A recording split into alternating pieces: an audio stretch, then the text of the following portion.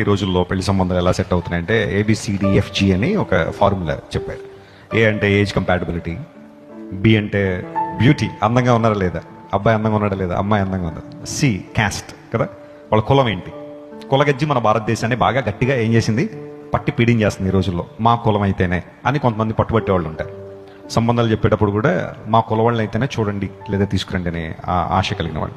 And then differ dowry, డబ్బులు ఇవ్వడం, కట్నం. కొన్ని దేశాల్లో ఆడపిల్లలు కట్నాలు ఇస్తారు. మన దేశంలో కూడా రానున్న రోజుల్లో ఆడపిల్లలు కట్నాలు ఇచ్చే రోజులు రాబోతున్నాయి అనగానే ఆడపిల్లలకి ఎంత ఆనందమో, ఇవ్వడం కష్టంగా తీసుకోవడం. అప్పుడు అలాంటి రోజులు వచ్చినా మీరేం చెప్పాలా, మాకు వద్దని చెప్పాలి. ఎందుకంటే ఇప్పుడు వీళ్ళు వద్దంటున్నాం కదా, బాయ్స్ని కట్నం తీసుకోవద్దన్నప్పుడు ఒకవేళ పరిస్థితులు మారి ఆడపిల్లలకే కట్నాలు ఇచ్చే సమయం వస్తే మాకు వద్దండి అని మీరు చెప్పాలి.